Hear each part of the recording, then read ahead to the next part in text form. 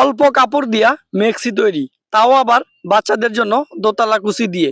দোতলা কুচি দিয়ে এই মেক্সিটি কিভাবে তৈরি করবেন, সামনে আমি লেস দিয়েছি যাতে জামাটি দেখতে আরো ভালো লাগে। একবার শুধু এই ভিডিওটা দেখবেন, আপনি কাজটা 100% শিখতে পারবেন। বড় মানুষের যে মেক্সিগুলা, এটা কিন্তু ওই মেক্সি না, এটা বাচ্চাদের জন্য জামা তৈরি, কিন্তু এটার নাম হচ্ছে মেক্সি। কিভাবে এই মেক্সি তৈরি করবেন, তাই আমি এই জামাটার নাম দিয়েছি দোতলা কুচির জামা। চলুন আমরা এই জামাটা আপনাদেরকে A to Z কাজটা শিখিয়ে দিই। এই জামাটা তৈরি করার জন্য মাত্র 1 গজ 6 গিরা কাপড় নিতে হবে। দেখেন আমি এখানে কাপড় নিয়েছি 1 গজ 6 গিরা, প্রথমে নিয়েছি 1 গজ, তারপরে নিয়েছি 4 ইঞ্চি। তো আরো একটু কাপড় আছে, সেটা কোথায় নিয়েছি আমি দেখাবো। তো দেখেন প্রথমে কাপড়টাকে আমরা এইভাবে 4 পাটে ভাঁজ করে দিব। আমরা গলার পট্টির কাপড় কাটিং করার জন্য দেখেন মেক্সিতে যেভাবে গলার পট্টির কাপড় বের করবেন, এটাকেও ওইভাবে বের করবেন, কিন্তু এটার কাটিংটা একটু ভিন্ন রকম হবে। এই কাপড়টা এই কোণা থেকে 2 ইঞ্চি পরিমাণ গোল করে দাগ দিয়ে দিব। এবার এই দাগ থেকে, মানে যে দাগটা দিয়েছি এই দাগ থেকে এখন আমরা 3 ইঞ্চি পরিমাণ বাড়তি ঘুরিয়ে ঘুরিয়ে এই দাগটা দিয়ে দিব। দেখেন এই যে দাগটা দিলাম, এই দাগ থেকে 3 ইঞ্চি পরিমাণ ঘুরিয়ে ঘুরিয়ে দাগ দিলাম। এবার এই দাগ অনুযায়ী কাপড়টাকে কাটিং করতে হবে। আমার এই ভিডিওটা আপনি যদি শেষ পর্যন্ত দেখেন, আপনি যদি এই জামাটা কাটিং আর সেলাই ভিডিও না শিখেন, তাহলে কমেন্টে যা ইচ্ছা বলে গালি দিয়ে যাবেন, কোনো সমস্যা নাই। এখানে কাপড়টা কাটিং করার পর দেখবেন কাপড়টা গোল হয়েছে, আর এখানে কিন্তু 2টা কাপড় আছে। যে কোনো এক জায়গা থেকে কাপড়টাকে আমি কেটে দিয়েছি। এবার এখানে বাড়তি কাপড়টা আমাদের কেটে দিতে হবে। আর একটা কথা, এই কাপড়টা কিন্তু আমরা 2.5 হাত বহরে কাপড় দিয়ে তৈরি করতেছি। এরপরে কাপড়টাকে 2 পাটে ভাঁজ করে সমান মাঝখান দিয়ে আমরা কেটে দিব। কাপড়টা সমান মাঝখান দিয়ে কেটে দেওয়ার পর খোলা অংশটা থেকে 2.5 ইঞ্চি এই পাশে একটা দাগ দিব, উপর থেকে 3 ইঞ্চি নিচে একটা দাগ দিব। এবার স্কেল বসে দাগগুলো দিয়ে দিব। এবার এটার মধ্যে আমরা এইভাবে রাউন্ড করে দাগ দিব। এটা কিন্তু আমাদের জামাটার আরমুলি, ঠিক আছে? আশা করি আপনি বুঝতে পারতেছেন। এবার ওই যে বললাম না, 1 গজ 6 গিরা কাপড় নিয়েছি, এই হলো বাড়তি কাপড়, 2টা কাপড় নিয়েছি। এখন আমরা মেশিনে আসবো। ওই যে প্রথমে আমরা গলার পট্টির যে 2টা কাপড়, একটা কাপড়ের উপর একটা কাপড় বসাই দিয়া একটা মাথা আমরা প্রথমে সেলাই করে আটকে দিব। এরপরে ভিতরের কাপড়টাকে আমরা এইভাবে গোল করে সেলাই করে দিব। তো এখানে কিন্তু দোনোটা মাথা আমরা সেলাই করে দিব।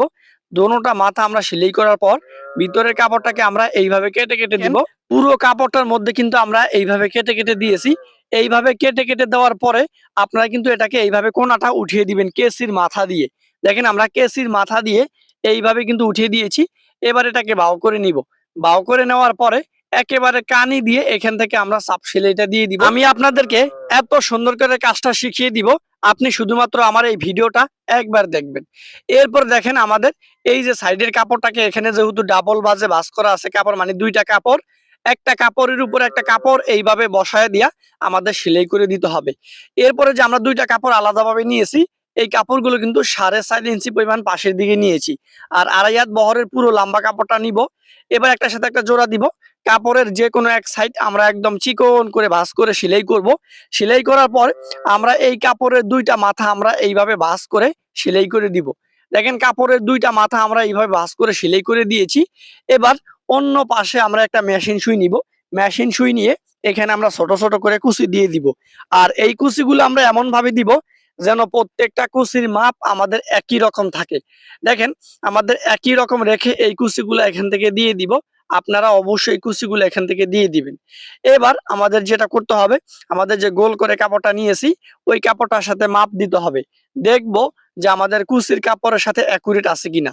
হ্যাঁ, আমাদের কুচির কাপড়টার সাথে কিন্তু অ্যাকুরেট আছে। এবার আমরা যেটা করব, একটু ভালো করে দেখেন, আমরা ওই যে গোল করে রাউন্ড করে কাপড়টা নিয়েছি, ওই কাপড়টার উপরে আমাদের সুন্দর করে এই কুচির কাপড়টাকে বসিয়ে দিতে হবে। এখানে বসিয়ে দিয়ে আমরা এই সেলাইটা করে দিব। আশা করি আমার এই ভিডিও দেখার পরে আপনি কিন্তু জামাটা তৈরি করতে পারবেন। কারণ আমার মনে হিংসা না রেখে প্রত্যেকটা জায়গায় ভালো করে বুঝাইতেছি। এইভাবে কিন্তু আমরা ঘুরিয়ে ঘুরিয়ে এই কুচির কাপড়টাকে লাগাইয়া দিব। আর এখানে কিন্তু আমি বাও দিকে এসে একটা চাপ সেলাই দিয়ে দিব। দেখেন আমি বাও দিকে এসে চাপ সেলাই দিয়ে দিয়েছি। দেখেন আমরা কিন্তু এখানে লেস বসিয়ে দিব। মানে প্রথমে যে সেলাইটা করছি, মানে ওই যে কুচির কাপড়টা লাগাইছি, তারপর আবার ওই যে চাপ সেলাই দিছি, ওই সেলাইটার উপরে কিন্তু আমাদের এই লেসটাকে বসাইতে হবে।